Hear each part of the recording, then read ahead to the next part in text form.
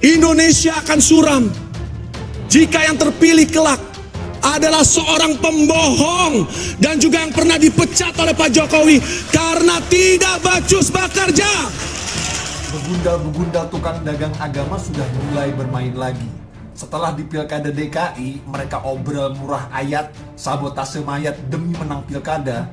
Jelang Pilpres 2024, mereka mulai jualan agama lagi. Saya tidak mau jawab tudingan soal gubernur radikal, gubernur ekstrim, tidak perlu. Kenapa? Karena cukup dijawabnya dengan perjalanan waktu. PSI ingin menarik garis tegas, Pak. Tidak berkompromi dengan orang yang menghalalkan segala cara, termasuk dengan memperalat agama, main mata, bergandeng tangan dengan kelompok intoleran, menggunakan ayat untuk menjatuhkan lawan politik. Mau sampai kapan Islam lo jual murah demi syahwat kekuasaan, Jing? Jawabannya begini, tolong tunjukkan kebijakan mana yang radikal dari Gubernur DKI. Tolong tunjukkan kebijakan mana yang diskriminatif dari Gubernur DKI. Tolong tunjukkan kebijakan mana yang tidak mengayomi kepada semuanya. Kalau tidak ada, batalkan semua tuduhan-tuduhan itu. Skenario buruk terjadi. Dan kandidat yang punya rekam jejak politisasi agama itu menang Pilpres, Pak. PSI siap menjadi oposisi sebagaimana yang telah kami buktikan di Jakarta hari ini.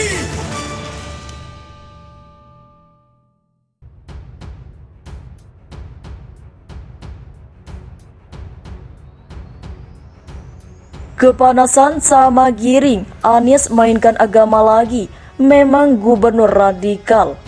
Giring PSI membantai Anies Baswedan tanpa menyebut nama. Giring dengan sengaja mengiring opini di hadapan kader PSI dan di depan Presiden Joko Widodo bahwa Anies Baswedan adalah gubernur yang tidak becus kerja sampai dipecat oleh Pak Joko Widodo.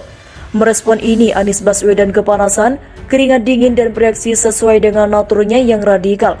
Dan apa-apa membawa agama. Serangan Giring ke Anies ini tepat. Ada dua hal yang diserang dan dihajar oleh Giring kepada Anies dan mendarat telak menghancurkan Anies.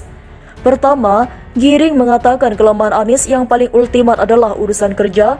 Untuk urusan kerja, kita tahu manusia bernama Anies ini adalah sosok gubernur terbodoh sepanjang sejarah peradaban manusia. Dia tidak bisa bekerja. Apa yang Giring katakan soal kerjaan di DKI ini sungguh nyata adanya.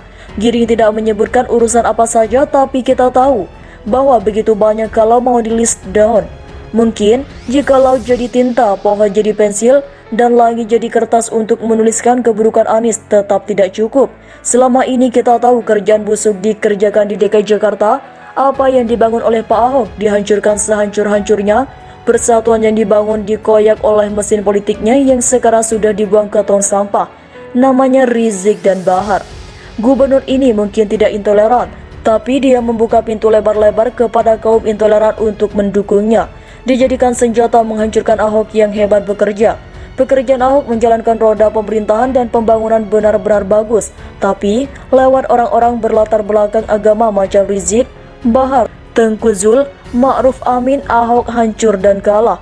Kemudian tidak tanggung-tanggung di penjara pula selama hukuman tuntutan 1 tahun dan vonis hakim 2 tahun dan akhirnya salah satu hakimnya, sudahlah, enggak enak ngomongnya. Hancur lebur berantakan kinerja Anies dan diserang habis oleh Giring. Mau dapat puluhan atau ratusan penghargaan pun itu tukang tipu saja, karena penghargaan yang ia dapatkan juga kan ada bayar-bayarannya di belakang. Sudah barang pasti itu, apalagi pemberi penghargaannya juga abal-abal. Jadi bicara kinerja, memang Giring tepat membungkam si manusia terbodoh sepanjang sejarah ini lewat kerjaannya yang memang pada akhirnya membuat dia dibuang oleh Pak Joko Widodo, dibuang dari kursi Menteri Pendidikan karena memang dia nggak bisa kerja dan buang-buang anggaran. Kedua, Giring mengatakan karakter Anies yang intoleran yang adalah urusan agama.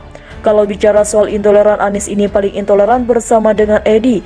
Kedua gubernur salah pilih ini memang terpilih untuk menunjukkan bahwa gubernur yang dipilih karena agama pasti hasilnya hancur.